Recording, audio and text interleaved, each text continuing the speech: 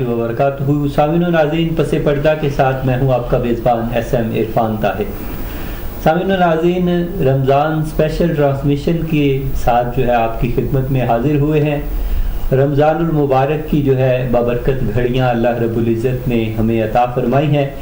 رب تعالیٰ کا بہت بڑا احسان ہے امت مسلمہ پر، تمام جو ہے اہل ایمان پر، کہ ہماری زندگی کے اندر ایک سال دوبارہ جو ہے اس نے اس نعمت سے ہمیں جو ہے نوازا ہے. یہ بہت بڑی جو ہے بات ہے ہمارے لیے، بڑا قدر کا اور بڑی ہی جو ہے عزتوں اور عظمتوں کا جو ہے یہ مہینہ ہے.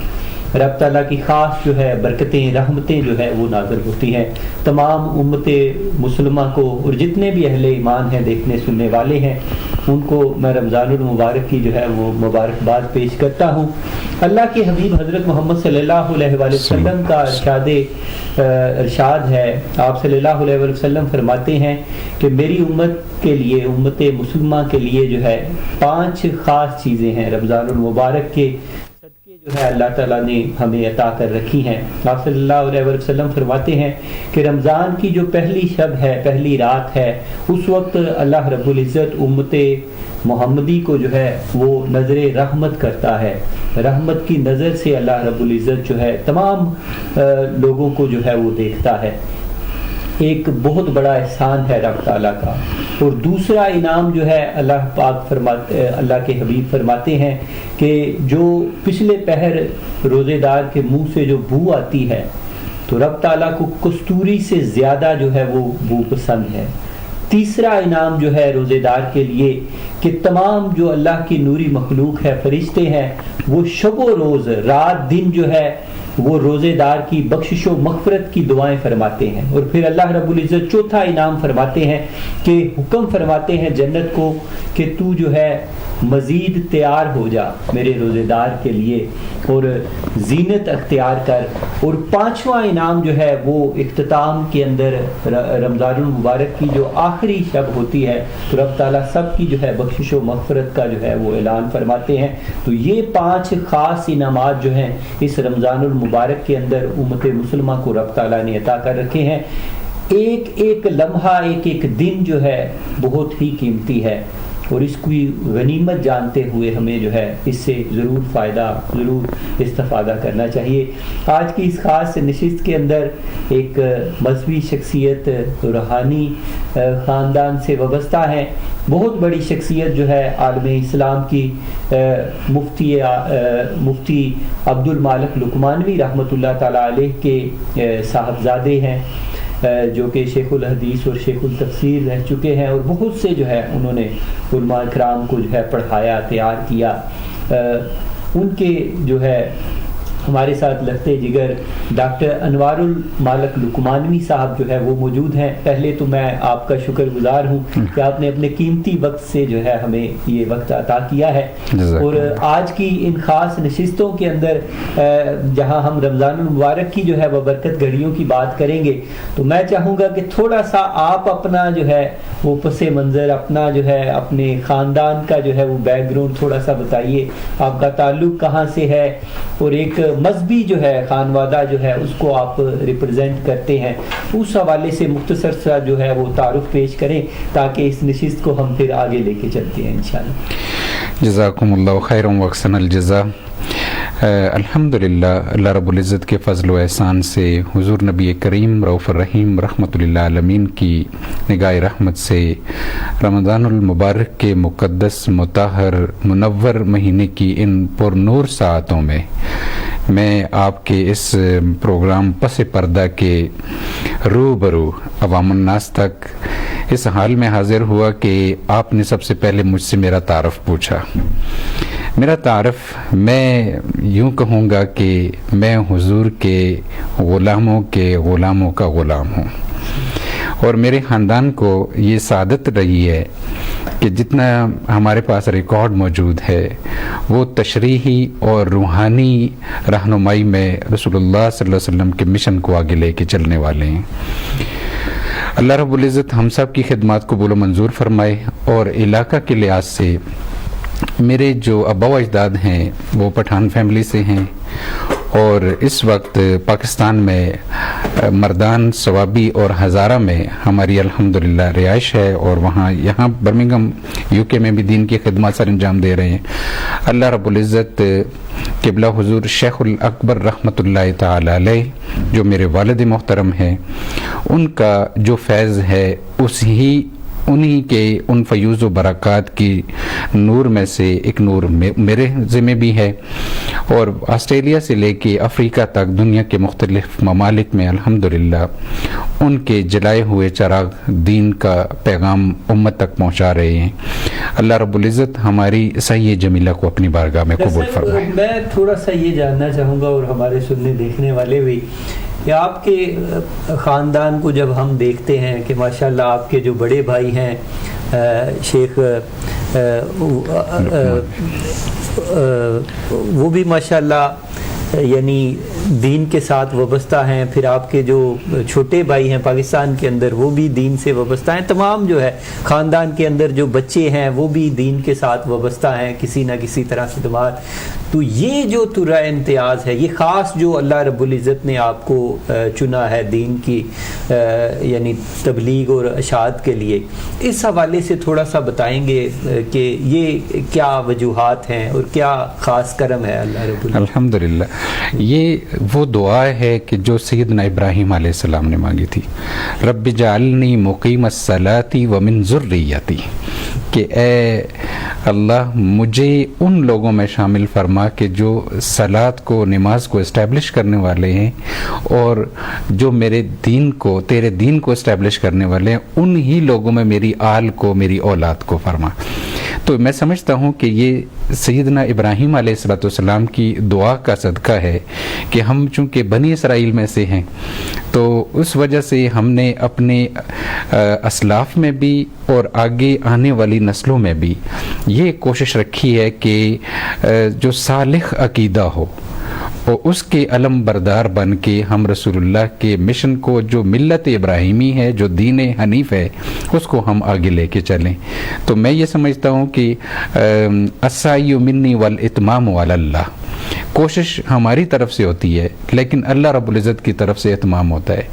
تو یہ ہمارے خاندان کو یہ سعادت جو خدمت کی ہے، میں سمجھتا ہوں کہ یہ وہی دعا ہے کہ جو شروع سے اجداد کے راستے سے چلی آ رہی ہے الحمدللہ۔ تمام جو ہے وہ جو آپ کے ماشاءاللہ بھتیجے بانجے ہیں یا اولاد ہے وہ بھی حفاظ ہیں، الحمدللہ دینی تعلیم جو ہے وہ حاصل کر رہے ہیں۔ ہمارے خاندان کو یہ سعادت حاصل رہی ہے کہ تشریحی اور روحانی، کہ ایک طرف ان کے ہاتھ میں شریعت کا، کہ آپ کوئی ایسا عمل، کوئی ایسی حرکت، کوئی ایسی موومنٹ الحمدللہ نہیں کہ جو رسول اللہ کی سنت کے خلاف ہو، اور شریعت کو ہم نے ہاتھ میں تھاما ہوا ہے، اور طریقت جو ہے وہ ہماری منزل ہے، اس کی طرف بڑھے جا رہے ہیں، کیونکہ طریقت ہی حقیقت ہے کہ جو حقیقت کی طرف، اور شریعت قانون ہے، اور ظاہری علوم سے سب سے پہلے بہراور ہونے کے بعد ہی انسان طریقت کے رستوں پہ نکلتا ہے۔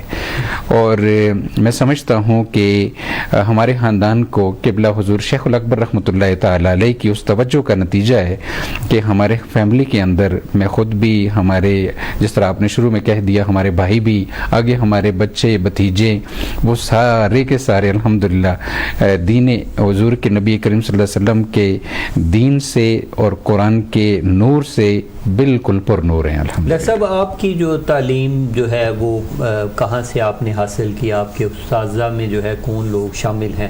وہ تھوڑا سا ہمارے ساتھ جو ہے وہ شیئر کیجیے گا۔ میرے اساتذہ میں الحمدللہ ہزارہ کے ایک مشہور مفتی ہیں، مفتی غلام ربانی رحمۃ اللہ تعالی علیہ، وہ میرے شروع میں انہوں نے میری، جب میں تھوڑا سا ہوش سنبھالا تھا تو انہوں نے میرے رہنمائی بھی کی، اور ہدایہ شریف تک اور تفسیر جلالین تک میں نے انہی سے الحمدللہ پڑھا۔ پھر اس کے بعد جب اسکول اور کالج مکمل کرنے کے بعد یونیورسٹی میں ہم چلے گئے، اور پنجاب یونیورسٹی سے میں نے ماسٹرز کیا، اور پھر اس کے بعد اسلامک شریعہ لاء اور دین کی شریعت کی تعلیم کو آگے پڑھنے کے لیے جامعہ الازہر میں بھی میں نے پڑھا۔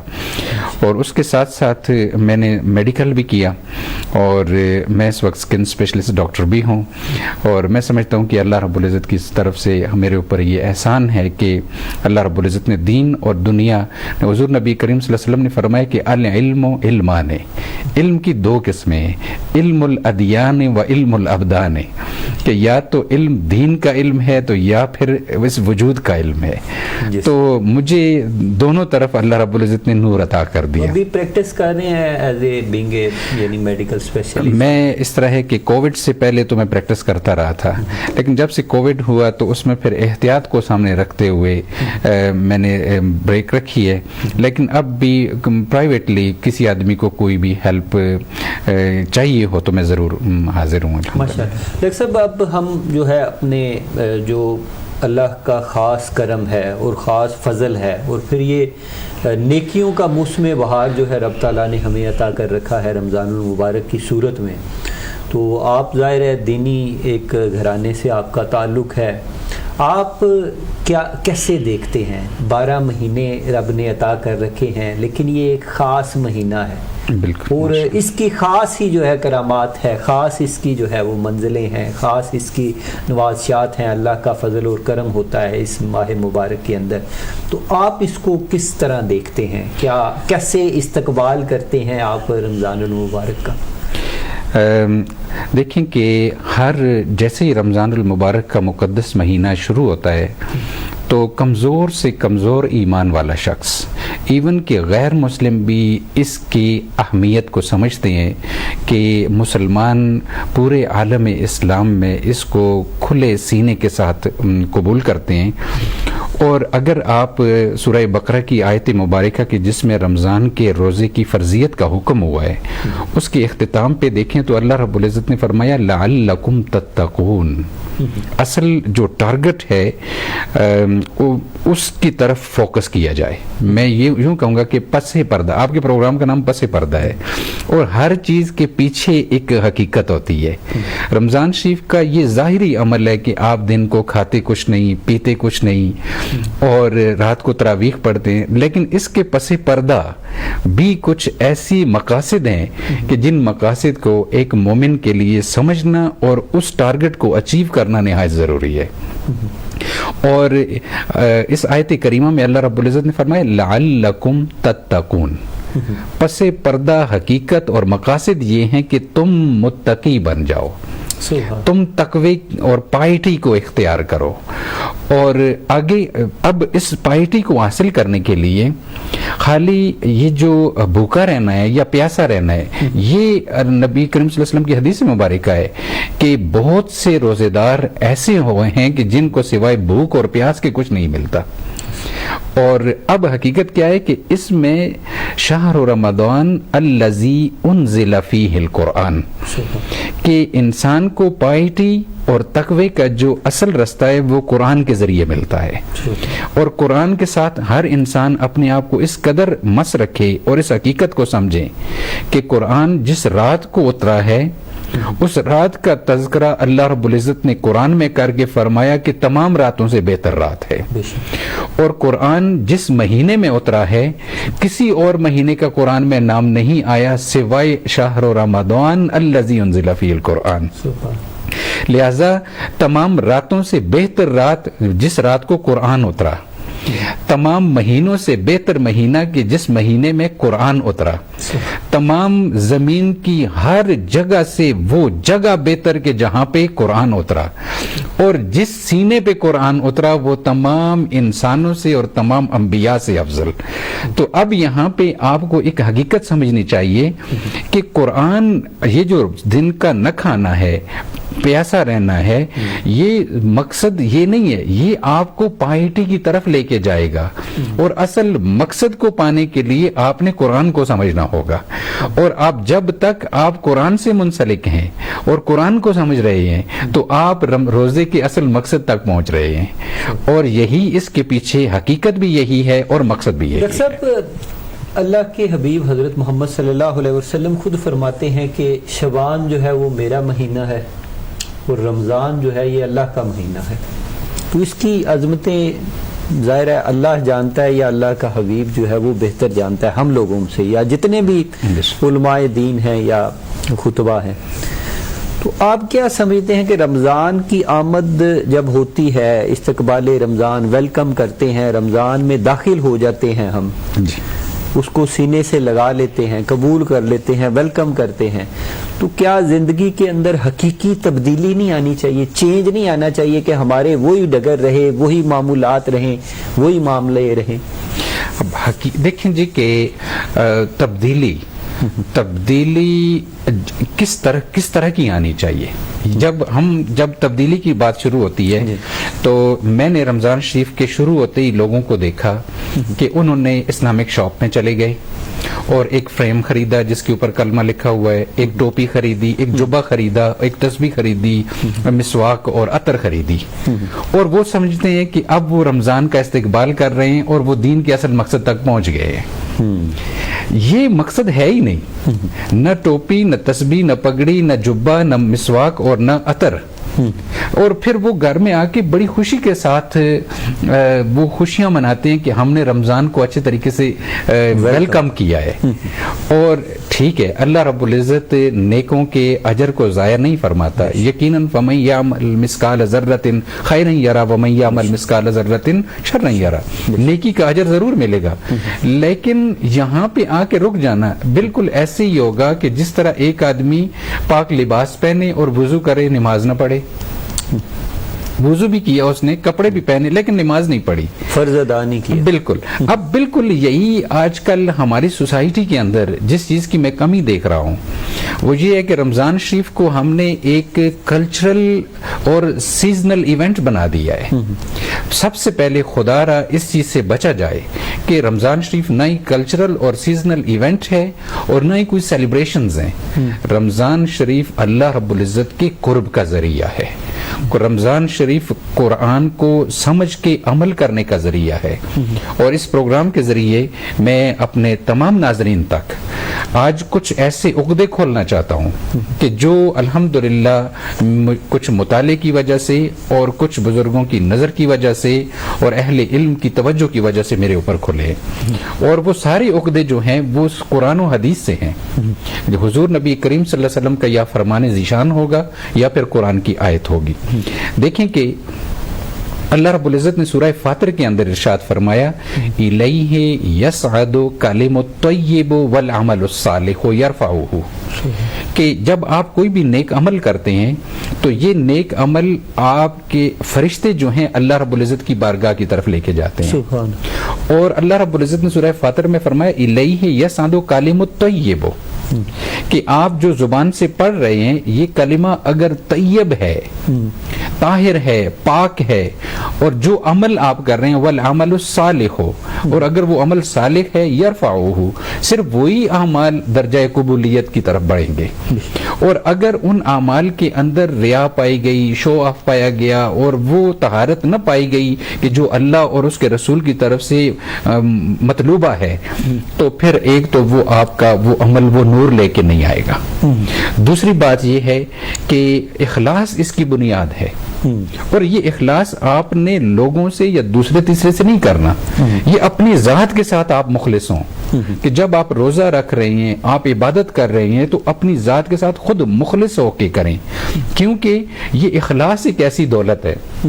جس طرح روزہ نظر نہیں آتا کسی کا، کوئی آدمی بھی کہے کہ میرا روزہ ہے تو کوئی آدمی یہ نہیں کہہ سکتا کہ مجھے نماز نظر آئے گی، زکوٰۃ نظر آئے گی، حج نظر آتا ہے. لیکن میں آپ کی بات کو آگے لے کے چلوں گا کہ ہماری جتنی بھی عبادات ہیں ان سے منفرد جو مقام ہے، اس کا جو نیاب پن ہمیں نظر آتا ہے، نماز ہے، زکوٰۃ ہے، حج ہے، اس کے اندر ریاکاری جو ہے وہ ہو سکتی ہے، بالکل دکھاوا ہو سکتا ہے.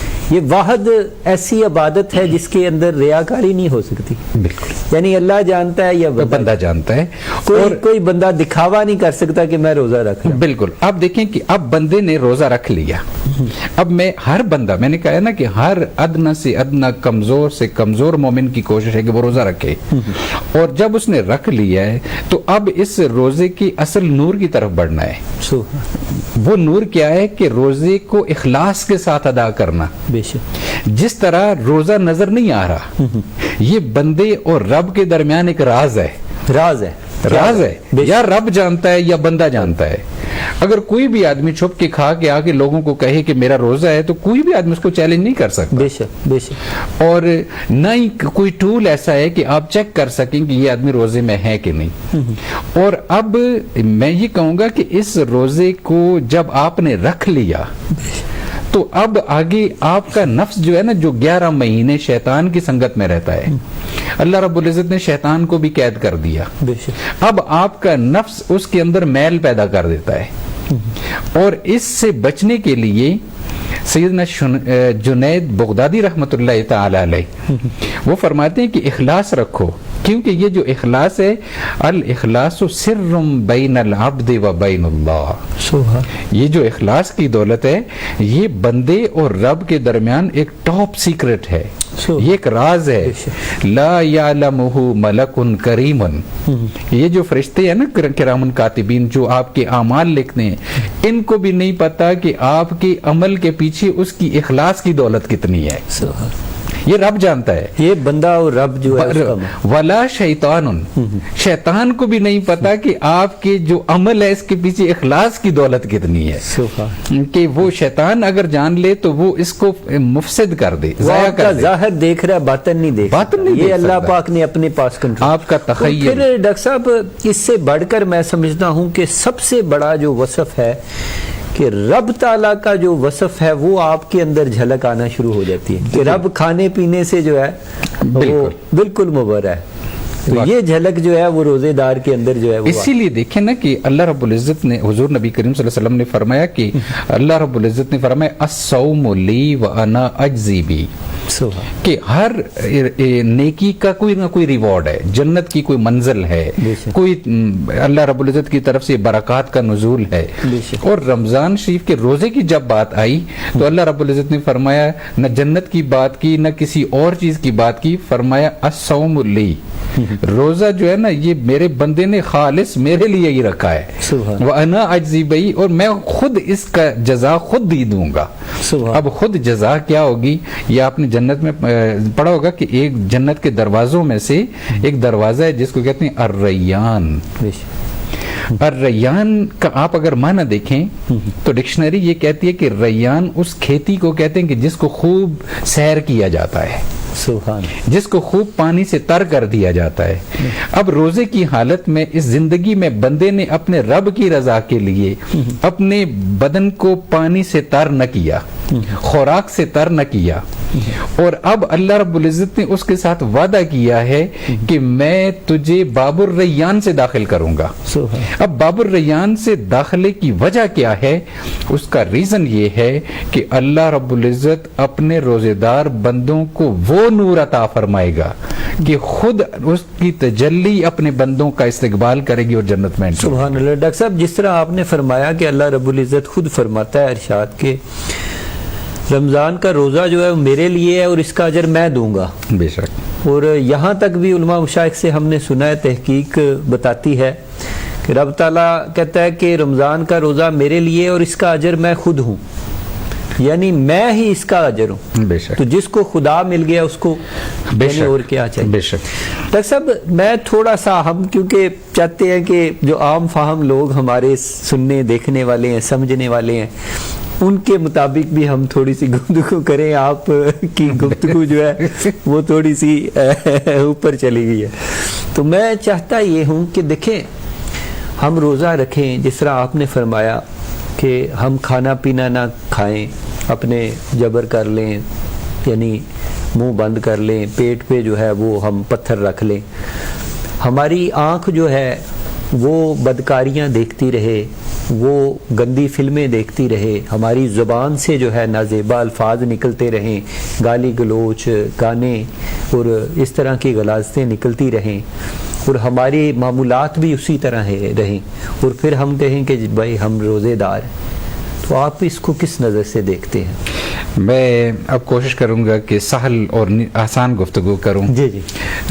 میں آپ کو ایک بات بتاتا ہوں یہ آپ نے دیکھا ہوگا کہ عام لوگ ایک شکایت کرتے ہیں کہ جی میں دعا کرتا ہوں دعا قبول نہیں ہو رہی، میں حالانکہ نفل بھی پڑھتا ہوں، میں نیک بھی ہوں، سب کچھ کرتا ہوں، لیکن میری مراد پوری نہیں ہو رہی، اللہ تعالیٰ میری دعا کو قبول کیوں نہیں کر رہا؟ اب میں آپ کو ایک بات بتاتا ہوں، اس کا جو اصل ریزن ہے کہ جب ہم کوئی بھی اعمال کرتے ہیں اللہ کی بارگاہ میں تو وہ درجہ قبولیت اگر پاتے ہیں تو وہ کون سی کسوٹی ہے کہ جس سے ہم جج کر سکیں، وہ ججمنٹ ٹول کون سا ہے کہ کیا ہمارا روزہ اللہ کی بارگاہ میں قبول ہو رہا ہے، کیا ہماری نماز اللہ کی بارگاہ میں قبول ہو رہی ہے؟ تو دنیا میں بظاہر ایسا کوئی بھی ٹول نہیں ہے کہ جس سے آپ چیک کر سکیں، لیکن ایک چیز ہے جی، ان عبادات کا ریفلیکشن انسان کے وجود پہ آتا ہے، سبحان، اور وہ ریفلیکشن حسن خلق کی صورت میں ظاہر ہوگا۔ آپ نے ابھی کہا نا کہ لوگ روزہ بھی رکھتے ہیں، نماز بھی پڑھتے ہیں، لیکن بدکاری بھی کرتے ہیں۔ آپ سمجھ جائیں کہ وہ روزہ سوائے بھوک کے کچھ نہیں ہے، وہ اپنا رنگ نہیں لا سکا روزہ، وہ عبادت اپنا رنگ اس وجود پہ نہیں لا سکی، کیوں کہ وہ جو اس کی بیسک ریکوائرمنٹس تھیں وہ بندہ پورے کرنے سے قاصر رہا۔ اگر آپ اس کی بیسکس کو دیکھیں کہ جیسے ہی ایک بندے نے روزہ رکھا اور اس کے وجود جو ہے وہ ڈاؤن ٹو ارتھ ہو گیا، اس میں تواضع اور انکساری بڑھنے لگی اور حسن خلق کے ساتھ لوگوں سے پیش آنے لگا، تو اب سمجھ جائیں کہ اب اس کا روزہ درجہ قبولیت پا چکا ہے اور اللہ رب العزت حقیقی جو رموز و اوقاف ہیں، جو حقیقی فیض و برکات ہیں رمضان کے، وہ ملنے شروع ہو گئے۔ بالکل ڈاکٹر صاحب، میں دیکھیں میں کسی پہ تنقید نہیں کرتا، لیکن ہم اپنی روٹین سے، ہم ظاہر ہے خطا کا پتلا ہے ہر انسان، کہ ہم ڈرامے بھی دیکھتے رہیں روزہ رکھ کے، ہم جو ہے فلمیں بھی دیکھتے رہیں، ہم جو ہے گانے بھی سنتے رہیں، وہ ہمارا روزہ بھی چلتا رہے گا ساتھ ساتھ۔ دیکھیں کہ فلم بھی دیکھنا، ڈرامہ بھی دیکھنا، دنیا داری بھی کرنا اور روزہ بھی رکھنا، یہ اس کے لیے میں آپ کو ایک بڑی پیاری مثال دوں گا، آپ پوری توجہ سے دیکھیں کہ ہم جب کوئی بھی چیز مانگتے ہیں ایک دوسرے سے، کھانے کی، پینے کی، کپڑے کی، تو ایک ڈیمانڈ ہوتی ہے کہ جی میں خالص چیز پسند کرتا ہوں، توجہ کرنا پوری میری طرف اور بات کو سمجھنا، اور طلب کرنے میں ہمیں خالص چیز چاہیے، اور جب ہم اللہ کی بارگاہ میں دینے کا وقت آئے تو ہم کرپشن والی چیز، کرپٹ چیز اللہ کو، ملاوٹ والی چیز، جی، اور پھر بہانہ کیا لگتا ہے؟ بہانہ عوام الناس اور ہر ایک آدمی یہ کہتا ہے جی کہ معاشرہ درست نہیں ہے، میں نیک ہوں، میں نہیں چاہتا کہ میں گناہ کروں، لیکن اس سوسائٹی اور معاشرے کی وجہ سے میں گناہ میں کا ارتکاب کر لیتا ہوں۔ اب آئیں قرآن کی طرف، سورہ مومنین میں اللہ رب العزت نے فرمایا کہ وَإِنَّ لَكُمْ فِي الْأَنْعَامِ لَعِبْرَةٌ، کہ اے انسان ہم نے آپ کے لیے حیوانوں کے اندر بھی ایک عبرت اور ایک سبق رکھا ہے۔ وہ کیا ہے؟ اللہ تعالیٰ فرماتے ہیں نُسْقِيكُم مِّمَّا فِي بُطُونِهِ، ہم تمہیں پینے کو وہ چیز دیتے ہیں کہ جو کہ مِن بین فرس و دمن، فرس کہتے ہیں گوبر کو اور دم خون کو کہتے ہیں۔ اب ہم نے کیا بہانہ لگایا؟ روزہ بھی رکھا اور گناہ بھی کیا، کیونکہ معاشرہ درست نہیں ہے، ماحول ٹھیک نہیں ہے، دوستوں کی وجہ سے، اور اللہ کی بارگاہ میں جو عمل کر رہے ہیں وہ کرپٹ کر کے، مطلب ہے کہ اس کے اندر بدعنوانی شامل ہے، اور اللہ کی بارگاہ میں روزہ پیش کیا جا رہا ہے، اور بدلے میں اللہ سے خالص چیز مانگی جا رہی ہے کہ یا اللہ تو میری عبادت بھی قبول کر، تو میرا روزہ بھی قبول کر، تو میری حسنات بھی قبول کر۔ اللہ رب العزت فرماتے ہیں کہ اے انسان، جب تو مطالبہ کرتا ہے ہم تجھے پینے کو دودھ دیتے ہیں، اور پھر اللہ نے مثال دی، اور وہ دودھ ایسی سوسائٹی سے اور ایسے معاشرے سے نکل کے تجھ تک پہنچتا ہے کہ ایک طرف ان رگوں کے اندر خون بہ رہا ہوتا ہے، دوسری طرف ان آنتوں کے اندر گوبر پڑا ہوتا ہے، اور خالص جو دودھ کی ایک نس ہے وہ ان کے درمیان سے گزر کے آتی ہے اور تھنوں سے ہوتا ہوا تجھ تک پہنچتا ہے۔ اگر خون میں دودھ میں سے خون کا رنگ آ جائے یا پھر گوبر کی بدبو آ جائے تو انسان پسند نہیں کرتا۔ تو آپ کیسے پسند کرتے ہیں کہ آپ کا رب آپ کا بد عملی قبول کر لے اور بدلے میں آپ کو خالص دودھ دے؟ بے شک ڈاکٹر صاحب، یہ دیکھیں جو ہمارا مقصد یہی ہے کہ رمضان کی اہمیت کو، امپورٹنس کو، بالکل یہ جو رب کا بہت بڑا احسان ہے ہم پر، اس کو اجاگر کرنا، اس کی اہمیت کو اجاگر کرنا۔ اور پھر اللہ کے حبیب حضرت محمد صلی اللہ علیہ وسلم خود فرماتے ہیں کہ اگر انسان کو پتہ چل جائے کہ روزے کی کیا امپورٹنس ہے، کیا اہمیت ہے، کیا اس کے فیوز و برکات ہیں، تو انسان ساری زندگی روزہ نہ چھوڑے، یعنی ساری زندگی جو ہے وہ روزے میں گزارے۔ تو اس کے ہم تو اہمیت یا امپورٹنس اللہ کے حبیب جو یعنی اللہ کے بعد جو بڑی ہستی ہیں وہ فرما چکے ہیں۔ میں یہ جاننا چاہتا ہوں کہ دیکھیں ہمیں جو ہے ایز اے مسلمان اہل ایمان ہمیں کیا یعنی چیزیں اپنانی چاہیے جب رمضان آ جائے، ہمیں مل جائے یہ خزانہ، یہ اللہ کا احسان ہمارے پاس پہنچ جائے، تو پھر ہمیں کس طرح اس کی مہمان نوازی کرنی چاہیے، کس طرح ہمیں جو ویری سمپل دیکھیں کہ حضور نبی کریم صلی اللہ علیہ وسلم کی لائف لقد کان لکم فی رسول اللہ اسوۃ حسنہ، میں اور بھی آسان کرتا ہوں، وہ یہ ہے کہ سچائی پہ آ جاؤ، سچے ہو جاؤ، گفتگو کرو تو سچی بات کرو، کیونکہ یہ مہینہ سچوں کا مہینہ ہے۔ وَكُونُوا مَعَ الصَّادِقِينَ، یا ایھا الذین آمنوا اتقوا اللہ، اے ایمان والو اللہ سے ڈرو، وَكُونُوا مَعَ الصَّادِقِينَ، اور سچوں کی مجلس اختیار کر لو، آپ سچے ہو جائیں۔ سچا سب سے بڑا آپ کے خدا ہے، آپ کے نبی ہیں، اور آپ کے پاس قرآن موجود ہے، سبحان، ان سچوں کی مجلس اختیار کر لو اور ان سچوں کی طرف رہنمائی دینے والوں کی مجالس اختیار کر لو، لیکن اس چیز کو پہچان لو کہ لباس خضر میں ہزاروں راہزن بھی پھرتے ہیں، ان راہزنوں سے بچ کے جو صحیح سچا ہو اس کی مجلس اختیار کر کے آپ سچائی پہ آ جاؤ، اپنی اولاد سے سچ کریں، اپنے بہن بھائیوں سے سچ کریں، یہ جو سچ ہے نا یہ اصل نور کی طرف لے کے جائے گا۔ یعنی اپنی زندگی میں کم از کم جو ہے ہم روٹین سے ہٹ کے 11 ماہ چلیں جی، ہم گناہ بھی کرتے ہیں، برائیاں کرتے ہیں، بدیاں کرتے ہیں، کسی نہ کسی طرح جو ہے غفلت میں پڑے رہتے ہیں، تو اس میں ہمیں جو ہے بیدار ہونے کی ضرورت ہے،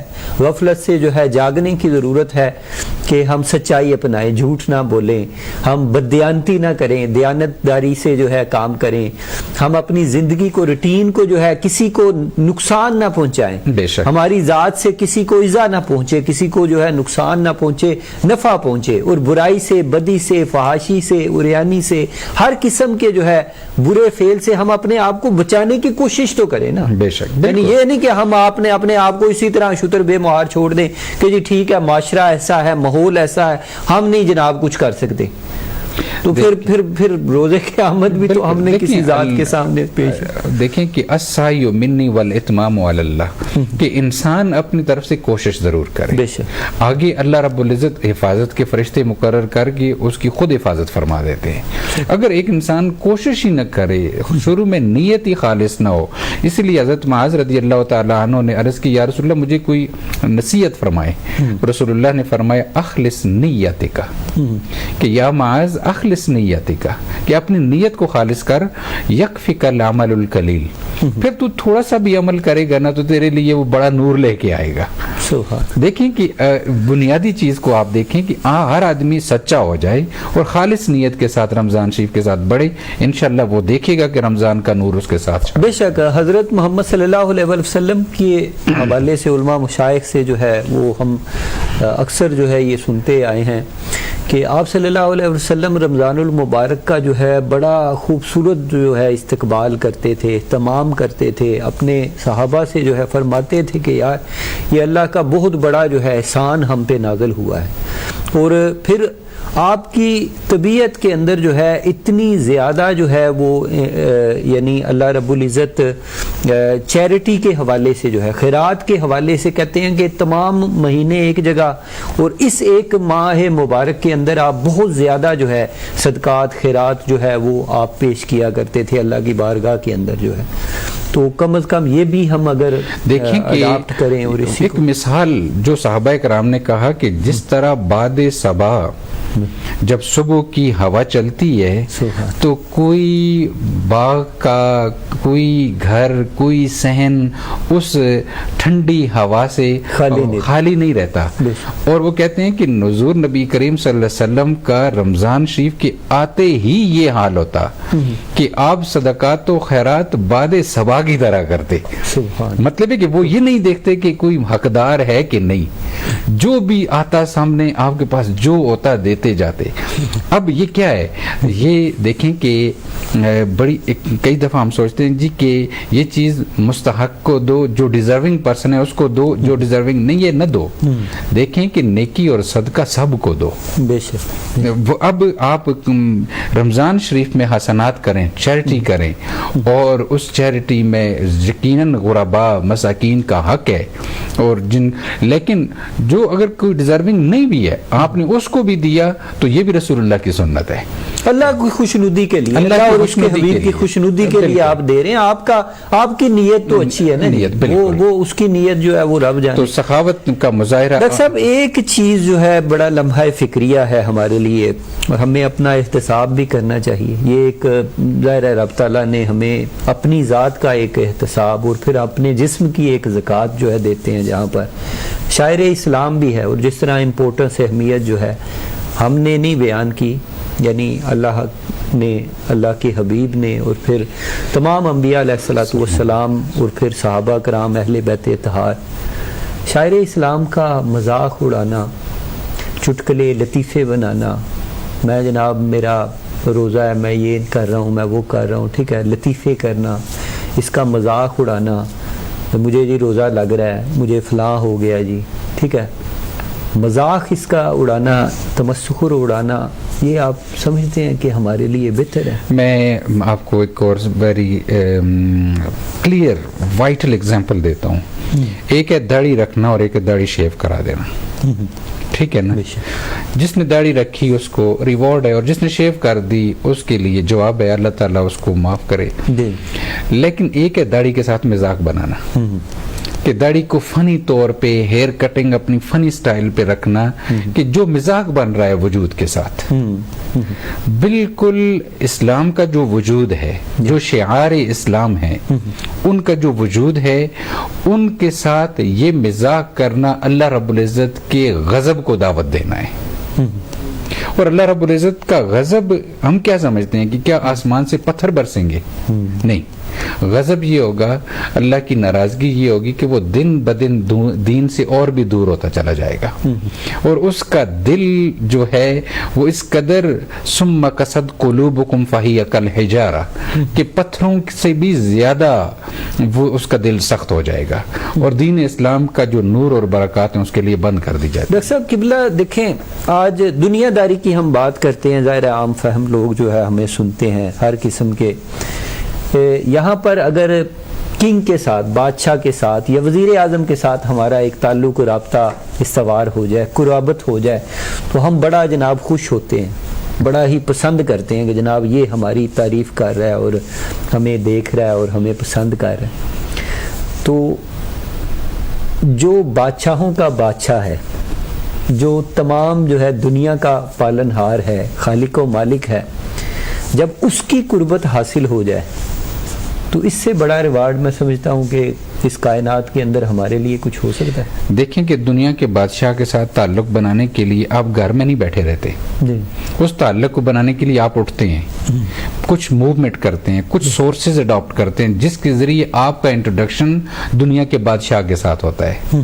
ٹھیک ہے, وہ جو ایفرٹس آپ نے میک کی ہیں اس کا ریوارڈ آپ کو ملا ہے بے شک, اور اس کے بدلے میں اب کیا ہے کہ وہ جو پرائم منسٹر ہے, جو پریزیڈنٹ ہے, جو کنگ ہے, وہ آپ کو جانتا ہے کیونکہ آپ نے دن رات شب و روز ایک محنت کی ہے اس انٹروڈکشن کو بلڈ کرنے کے لیے. اور اگر آپ دنیا کے حصول کے لیے ایک آدمی اتنی ایفرٹ کر کے بادشاہ کے قریب پہنچتا ہے تو اگر آپ خدا کے لیے ایفرٹ کریں تو آپ کو باہر نہیں جانا پڑے گا. بے شک آپ رات کو جب دنیا سوئی ہوئی ہو نا, آپ مصلی پہ کھڑے ہو جائیں, اللہ رب العزت اتنی آسانی سے مل جائے گا.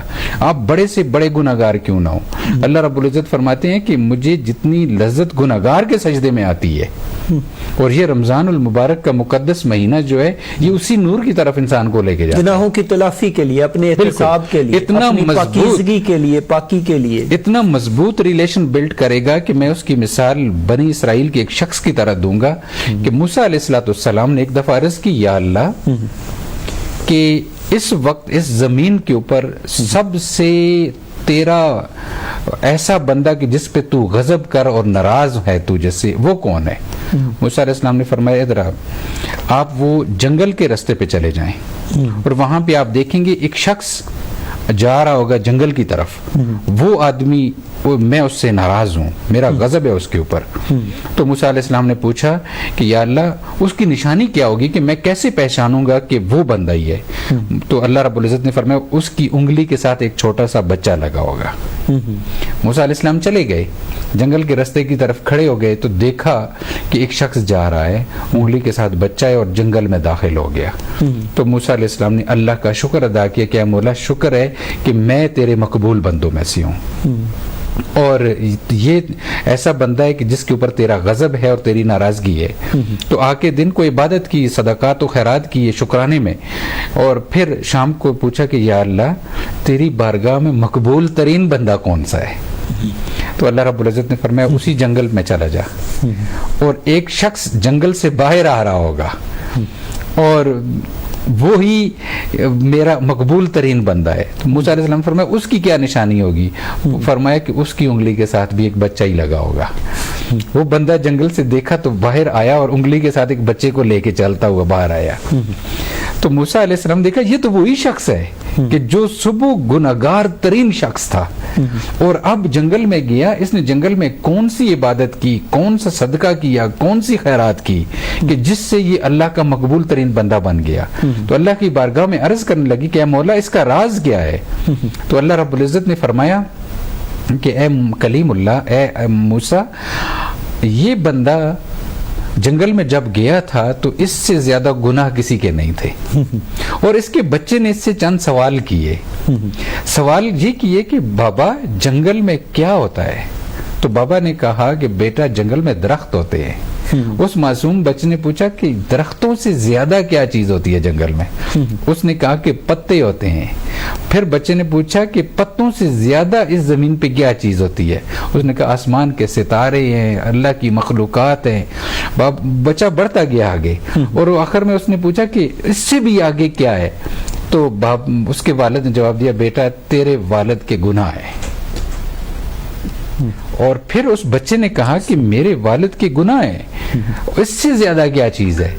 تو اس نے آگے سے جواب دیا کہ تیرے رب کی رحمت ہے. بے شک. اور یہ بات اس کی کہنی تھی. حضرات ذی وقار اس بات پہ یقین کہ رب اتنا رحیم ہے, اس یقین کے ساتھ اس نے کہا کہ میرے رب کی رحمت میرے گناہوں سے زیادہ ہے. بے شک. حضرات ذی وقار اس بات نے اسے اللہ رب العزت کا قریب ترین بنا دیا. کبھی بھی اپنی نیکیوں پر یا اپنی جو آپ کی جو اچھائیاں ہیں اس پر جو ہے غرور نہیں کرنا چاہیے, تکبر نہیں, بلکہ اللہ کے فضل, یہ اللہ کا فضل ہے, اس کا احسان ہے, اس کی رحمت ہے کہ وہ آپ کو بخش دے. بے شک. جب آپ اس پہ جو ہے وہ بڑا, اور دیکھیں نا جب آپ سمپل ایک مثال ہے کہ جب پھل لگتا ہے نا درخت سے تو شاخیں جھک جاتی ہیں. بالکل جب علم اور عمل کا نور انسان کے وجود پہ آتا ہے تو پھر تواضع اور انکساری. دراصل قبلہ جب رمضان المبارک کی آمد ہوتی ہے نیکیوں کا جو ہے پیمانہ وہ بڑھا دیا جاتا ہے. یعنی ایک ریوارڈ جو ہے وہ نماز اگر ایک پڑھتے ہیں عام دن کے اندر جو ہے وہ اگر تھوڑی ہے تو اس کے اندر ڈبل ہو جاتی ہے, ٹرپل ہو جاتی ہے, ملٹی بائی 7 ہو جاتی ہے. اسی طرح پہلا عشرہ جو ہے اس کے اپنی ایک لوازمات ہیں, رموز و اوقاف ہیں. تو اس حوالے سے مختصر سا جو ہے تھوڑا سا ہمارے سننے دیکھنے والوں کو بتائیے گا کہ اس کے اندر جو ہے نیکی کرنا، عبادت کرنا، قرآن پاک پڑھنا، اس کے کیا جو ہے وہ اثرات ہوتے ہیں اور کیا ریوارڈ ملتا ہے اللہ کی ذات؟ دیکھیں کہ رمضان شریف کا جو پہلا عشرہ ہے اس کے بارے میں نبی علیہ السلام نے فرمایا اولہ رحمتن. اب رحمت کو آپ نے سمجھنا ہے کہ رحمت کس طرح بنے گا یہ ہمارے لیے. یہ رحمت سے مراد کیا ہے اور رحمت کے حصول کے مقاصد اور رستے کون سے ہوں گے. اس کے لیے بالکل ویری سمپل اور کرسٹل کلیئر یہ ہے کہ آپ نے پولائٹنس لے کے آنی ہے اور نرمی لے کے آنی ہے اپنے مزاج میں، اپنی طبیعت میں. اور جیسے ہی آپ روزہ رکھنا شروع کرتے ہیں نا تو وجود کی اور نفس کی سختی ختم ہو جاتی ہے. جو انسان کے اندر جو تخیلات ہیں شیطانی وہ کمزور ہونا شروع، نرمی شروع ہوتی ہے. تو وجود میں جس طرح ڈھیلا پڑتا ہے اس طریقے سے وہ رحمت کا نور آنا شروع ہوتا ہے. روحانیت جو ہے روحانیت بڑھنی شروع ہوتی ہے. باطن کی جو پاکیزگی ہے، طہارت جو ہے، وہ طاقت جو ہے وہ دگنی ہو جاتی ہے. وجود کی ثقالت کم ہونا شروع ہوتی ہے اور روح جو ہے اس کی طاقت ملنا شروع ہوتی ہے. اور وہ انسان رحمت کی صورت میں انسان کے وجود سے ظاہر ہو رہا ہوتا ہے. اور یہ ہر آدمی کوشش کرے اور اس میں آپ کھائیں بھی پئیں بھی لیکن ہر طیب اور طاہر چیزوں کا استعمال کریں اور آپ ان مقاصد تک پہنچ جائیں گے. یا ایھا الذین آمنوا کلوا من طیبات مما رزقناکم. اللہ تعالیٰ نے فرمایا یہ جو آپ سحری کرتے ہیں نا اور افطاری کرتے ہیں پوری کوشش کے ساتھ سحر بھی اور افطار بھی حلال اور طیب چیز کے ساتھ کریں.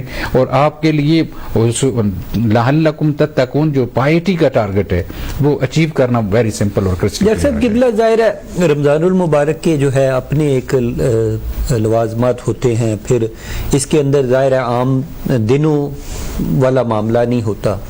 تو اس میں آپ سمجھتے ہیں کہ اگر کوئی مسائل کسی کو پیش آتے ہیں یا کوئی کسی قسم کی سمجھ نہیں آتی تو علماء دین سے ان کو جو ہے رجوع کرنی چاہیے بجائے کہ وہ خود سے اپنا جو ہے وہ معاملات مسائل جو ہے وہ حل کرنے شروع کر دیں. کچھ مخصوص ایام ہوتے ہیں جس طرح خواتین کے یا دیگر جو معاملات ہوتے ہیں. بالکل اس کے لیے یہ پہلے یہ چیز دیکھیں کہ لا یکلف اللہ نفسا الا وسعها. اللہ رب العزت نے اپنے دین میں کسی جان کے لیے، کسی وجود کے لیے کسی بھی فریضے کی ادائیگی میں ایسی سختی نہیں رکھی کہ جو باقی مذاہب کے اندر ہے.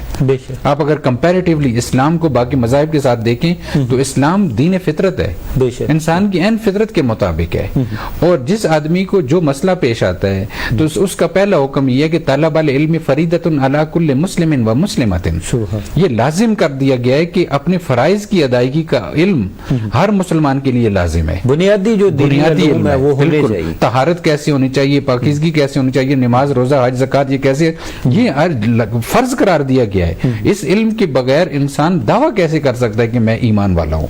لہذا ایمان کا دعوے کے بعد ان کا لازم قرار دیا گیا ہے. اتنا ہر آدمی کو خود پتا ہو لیکن پھر بھی انسان ہے، کمزور ہے، خطا ہو جاتی ہے، بھول ہو جاتی ہے. تو اس کے لیے علماء برحق سے جا کے اس دین کا سیکھنا، کیونکہ دین کے سیکھنے کے لیے کوئی عمر کی قید نہیں ہے. کبھی ہیزیٹیشن نہ کریں. میں نے ایسے لوگوں کو دیکھا ہے کہ جو بڑھاپے کی عمر میں قاعدہ پڑھ رہے ہوتے ہیں. ایک چھوٹی سی ایک مثال جو حقیقت بھی ہے کہ قبرستان میں قبر کھودی جا رہی تھی اور اچانک ایک قبر سرکی اور اس میں سے خوشبو آنے لگی. تو لوگوں نے پوچھا کہ یہ کون ہے بندہ، کوئی اللہ کا ولی ہے، کوئی نیک ہے. تو اوپر بار تختی بھی نہیں لگی ہوئی تھی قبر کے. لوگوں نے تلاش کرتے کرتے اس کے گھر تک پہنچے تو وہ پتہ چلا کہ ایک مزدور ہے. اس کی بیوہ سے ملے، پوچھا کہ یہ اللہ کا ولی کہ اس نیک کام کون سا کرتا تھا. اس نے بتایا کہ آج 12 سال ہو گئے یہ فوت ہو گیا ہے. اور پھر اس کی قبر سے خوشبو کس چیز کی تھی؟ خوشبو اس چیز کی تھی، اس کی بیوہ نے بتایا یہ قرآن نہیں پڑھ سکتا تھا. یہ صبح مسجد میں جاتا تھا، لوگ قرآن پڑھتے تو اس کو قرآن پڑھنا نہیں آتا تھا. اور نماز کی ادائیگی کے بعد بھاری قدموں کے ساتھ گھر آتا اور ایک افسوس کے ساتھ قرآن کو اٹھاتا اور قرآن کی سطور کے اوپر انگلی پھیرتا اور یہ کہتا کہ اے مولا میں پڑھ نہیں سکتا ہوں لیکن تو نے یہ جو کچھ لکھا ہے حق لکھا ہے اور سچ لکھا ہے. اور یہ کہتا اور اس کی آنکھوں سے آنسو آ جاتے اور پھر وہ قرآن کو چوم کے اپنی ایک جگہ پہ رکھ لیتا. قرآن کے ساتھ محبت کا یہ عالم ہے کہ وہ دنیا سے چلا گیا اور اس کی اس محبت نے قبر میں بھی اس کو زندہ کر دیا. بہت شکریہ شکریہ ڈاکٹر انوار المالک لقمانوی صاحب جو ہے ان کے احساسات و خیالات اور جذبات آپ نے سنے. ہم نے رمضان المبارک کے استقبال کے حوالے سے ایک ویلکم جو ہے وہ کرنے کے لیے یہ رمضان ٹرانسمیشن آپ کی خدمت میں پیش کی ہے.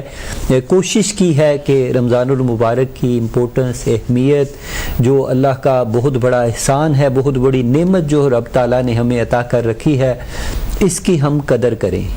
یہ غفلت کا نہیں جو ہے بیداری کا مہینہ ہے، موسم بہار ہے نیکیوں کا، اور اپنی بخشش و مغفرت کا سامان جو ہے وہ ہم نے اسی ماہ مبارک کے اندر حاصل کرنا ہے. کیونکہ رسول اللہ صلی اللہ علیہ وسلم کی ایک زندگی کے اندر آپ رحمت للعالمین ہے، لیکن دعائے ضرر بھی جو ہے آپ نے فرمائی ہے کہ آپ صلی اللہ علیہ وسلم کا ارشاد، جب اس کا طویل ایک واقعہ ہے لیکن مختصر مفہوم میں بیان کروں گا کہ آپ صلی اللہ علیہ وسلم کا نام نامی اس میں گرامی جب آئے اور جو بندہ درود پاک نہ پڑھے تو وہ تباہ و برباد ہو جائے.